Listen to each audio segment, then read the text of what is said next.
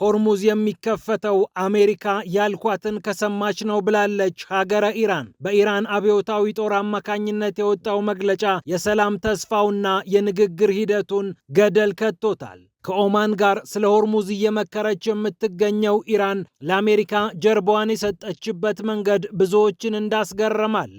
ይህ እንደተጠበቀ ሆኖ በአሜሪካ አይሁዶችን የሚጠብቅ ልዩ ኃይል መቋቋሙ ትኩረትን ስቧል። አክሲዮስ ደረሰኝ ያለውን መረጃ በስፋት አስነብቧል።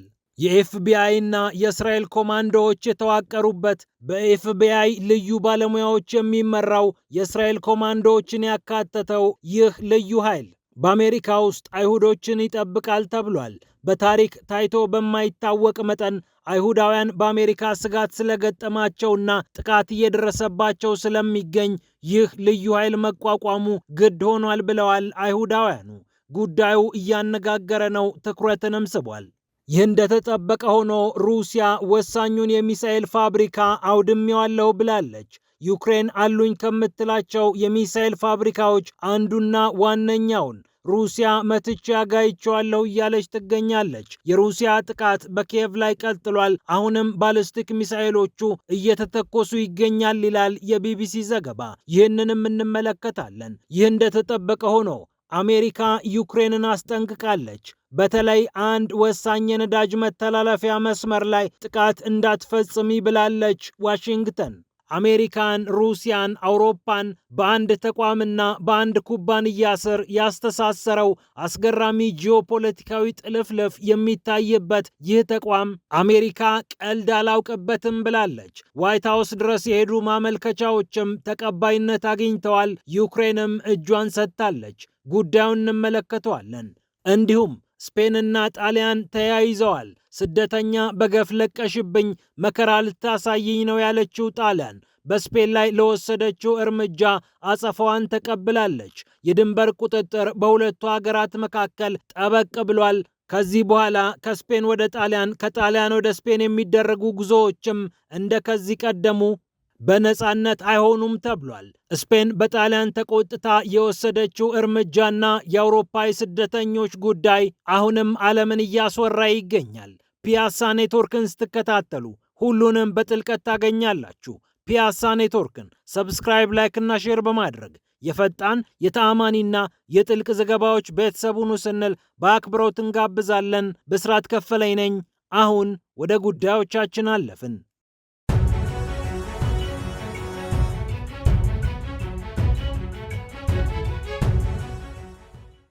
ሆርሙዝ አሁንም ውጥንቅጥ ውስጥ ነው። የኢራን አብዮታዊ ጦር ደግሞ አስጠንቅቋል። ሆርሙዝ የሚከፈተው አሜሪካ ያልናትን ከሰማች ነው ብሏል። ሙሉ ለሙሉ ያስቀመጥናቸውን ቅድመ ሁኔታዎች አሜሪካ የማታከብር ከሆነ ሆርሙዝ ይከፈታል ብላ አታስብ ሲሉ የተናገሩት የአብዮታዊ ጦሩ ቃል አቀባይ የሆኑት ሳርዳር ሞሄቢ ናቸው። ከኦማን ጋር እየተነጋገረች የምትገኘውና ሆርሙዝን በምን አይነት መልኩ እናስተዳድረው ብላ እየመከረች የምትገኘው ቴህራን አሜሪካ ፍላጎቴን ታክብር ብላለች። አሜሪካና ኢራን ከጊዜ ወደ ጊዜ የሚነጋገሩበት መጠን እያነሰ መምጣቱ ዓለምን አስግቷል። ኢራንም ለአሜሪካ ጥያቄዎች ጀርባ እየሰጠች የኔን ስታከብሩልኝ ነው የማናግራችሁ ብላለች። ከኦማን ጋር የማደርገው ንግግር ውስጥ አሜሪካ አይመለከታትም የሚለው አቋሟ አሁንም እንደተጠበቀ ነው። ጭራሽ ሆርሙዝ የሚከፈተው አሜሪካ ስትሰማኝ ነው ማለቷ የሰላም ተስፋውና የንግግር ሂደቱ አደጋ ውስጥ ገብቶ ይሆን የሚለውን ጥያቄ ትልቅ አድርጎታል። ኢራን ተጨማሪ ይፋ ያደረገችው ነገር ከኦማን ጋር የምትነጋገረው ጉዳይ የመጨረሻው ምዕራፍ ላይ ደርሶ በመርህ ደረጃ ስምምነት ላይ እንደተደረሰና የሁለቱ ሀገራት ከፍተኛ ባለስልጣናት የሚያሳርፉት የመጨረሻው ፊርማ እንደሚጠበቅ ነው። ይህ እንደተጠበቀ ሆኖ በታሪክ ታይቶ አይታወቅም የተባለው በአሜሪካ የአይሁዶች ጥቃት ያሳሰባቸው አይሁዳውያን ሰብሰብ ብለው አንድ ልዩ ኃይል መስርተዋል። ይህ በቀድሞው የኤፍቢአይ ባልደረቦችና በእስራኤል ኮማንዶዎች ጭምር ተዋቅሯል የተባለው ቡድን ስራውን ከጀመረ ሰንበትበት ብሏል ይላል የአክሲዮስ ዘገባ። አሁን የአይሁድ አምልኮ ስፍራዎች በእነዚህ ግብረ ኃይሎች እየተጠበቁ መጥተዋል። የማምለኪያ ስፍራነታቸው ብቻ ሳይሆን የጸጥታ ማዕከልነታቸውም ጎልቶ እየወጣ ነው ሲልም ይቀጥላል። ዘገባው በ46 ዓመታት ታሪክ ውስጥ በአሜሪካ አይሁዳውያን በዚህ መጠን ጥቃት ተሰንዝሮባቸው አያውቅም፣ በ2025 የተመዘገበው ቁጥር ከፍተኛ ነው ይላል። በቅርቡ በኒውዮርክና በካሊፎርኒያ ያጋጠሙ የአምልኮ ስፍራዎችና የመሰብሰቢያ ማዕከላት ላይ ትኩረት አድርገዋል የተባሉ ጥቃቶችም እንደ ምሳሌ ተጠቅሰዋል። ታዲያ አይሁዳውያኑ በአሜሪካ ጥቃት ደረሰብን ብለው አልተቀመጡም። ጄሺልድ የተሰኘ ልዩ ግብረ ኃይል በየአካባቢው እየመሰረቱ ይገኛሉ። አንድ የቀድሞ የኤፍቢአይ ባልደረባ ረስቲ ሮዘንታል ይባላል። ይህንን ቡድን በዋሽንግተን አካባቢ ይመራል። ለአክሲዮስ ሲናገር እኛ ኒንጃዎች አይደለንም፣ የሕግ አስከባሪ ተቋማትም አይደለንም፣ ነገር ግን ሁላችንም ሚናችንን እንድንወጣ አስተዋጽኦ ለማበርከት ነው የተሰባሰብነው ሲል ይናገራል። በአሁኑ ሰዓት በአይሁዳውያን የማህበረሰብ አገልግሎቶች ስር የተደራጀው ኮሚኒቲ ሴኪሪቲ ሰርቪስ ሲኤስኤስ የተባለው ተቋም በርካታ በጎ ፈቃደኞችን አሰልጥኖ ወደ ስራ አስገብቷል። በትንሹ ከ20 ሺህ በላይ በጎ ፈቃደኞች ሰልጥነዋል ይላል የተቋሙ መረጃ። ይህንን ተቋም በዋና ስራ አስፈጻሚነት የሚመሩት ሪቻርድ ፕሬም ይባላሉ። የቀድሞ የእስራኤል አየር ወለድ ናቸው። ልክ እንደ እርሳቸው ሁሉ በጸጥታ ተቋማት ሰርተው የነበሩ ሰዎች ሰብሰብ ብለው ስልጠናውን እየሰጡ ይገኛሉ። የቀድሞ የኤፍቢአይ ባልደረቦችና በሌሎች ደህንነት ተቋማት እንዲሁም የጸጥታ ክፍሎች የሰሩ አይሁዳውያን ከአሜሪካውያን ጋር በመተባበር ስልጠናውን እንደሚሰጡ ነው የተነገረው። በቅርቡ በትንሹ ከ5400 በላይ የሚሆኑ ጥቃቶች ተመዝግበዋል ይላሉ ለአይሁዳውያን እንቆረቆራለን የሚሉ ተቋማት። በቀጥታም ሆነ በተዘዋዋሪ በአይሁዶች ላይ እየደረሰ ያለው እንግልትና ጥቃት እየተጠናከረ ስለመጣ አይሁዶች ሰብሰብ ብለን ራሳችንን እንጠብቅ እያሉ ይገኛሉ። በተለይ ደግሞ የማምለኪያ ስፍራዎች፣ የአይሁዳውያን ማዕከላት በልዩ ሁኔታ እየተጠበቁ ይገኛሉ። ከ7000 በላይ ስልጠና የወሰዱ ሰዎች አይሁዳውያን የሚያዘጋጇቸውን ሁነቶችና የማምለኪያ ስፍራዎቻቸውን እየጠበቁላቸው ነው። እነዚህን ተቋማት ለመጠበቅ ለማሰልጠንና ተጨማሪ ስራዎችንም ለመስራት የአይሁዳውያኑ ተቋማት ከ23 ሚሊዮን ዶላር በላይ ገንዘብ እንዳሰባሰቡም ተነግሯል። አይሁዳውያን በመላው ዓለም እየተጠላን እንገኛለን፣ ጸረ ሴማዊነት አቆጥቁጧል፣ ራሳችንን እንጠብቅ የሚለውን ድምፃቸውን እያሰሙ ይገኛሉ። ጉዳዩ ደግሞ በዋናነት ከጋዛና ከኢራን ጋር ተገናኝቷል። በተለይ የጋዛው ጦርነት ከተነሳ በኋላ አሜሪካውያን ለአይሁዶች ያላቸው አመለካከት እጅግ ዝቅ ብሏል። ከጋዛው ጦርነት በኋላ ጋሎፕ የተሰኘው የሕዝብ አስተያየት መለኪያ የሚሰበስበው ተቋም እንደሚገልጸው አሜሪካውያን ለእስራኤሎች ሳይሆን ለፍልስጤሞች ይበልጥ መልካም ስሜት አዳብረዋል። የሚያዝኑት ለፍልስጤሞች እንጂ ለእስራኤሎች አይደለም ይላል የጥናቱ ውጤት። 41 በመቶ የሚሆኑት አሜሪካውያን ለፍልስጤሞች የተሻለ ስሜትና እዝነት እያዳበሩ ሲመጡ 36 በመቶዎቹ ብቻ ለእስራኤል መልካም ስሜትና እዝነት አለን ብለዋል። የኢራኑ ጦርነት ውስጥ የከተተችን እስራኤል ናት የሚለው ስሜትም አሁን በአሜሪካውያን ዘንድ እየተስተዋለ ይገኛል። አይሁዶች ደግሞ ይህ ነገር ወደኛ ጓዳ መምጣቱ አይቀርም ብለው ራሳቸውን እያደራጁ እየጠበቁ ይገኛሉ። በሌላ በኩል ሩሲያ ከባባድ የሚሳኤል ኢንዱስትሪዎችን መትቻለሁ ብላለች። ፋየርፖይንት የተሰኘው የዩክሬንን ፍላሚንጎ ሚሳኤል የሚያመርተው ኩባንያ ጥቃት እንደደረሰበት የሩሲያ የመከላከያ ሚኒስቴር አሳውቋል። የኪየቭ 111 የተባለው የኢንዱስትሪ መንደር ይህንን ሚሳኤል ለመስራት የሚያገለግሉ በርካታ ግብዓቶችን ያመርታል። አንድ እጁ አለሁ ብላለች ሩሲያ።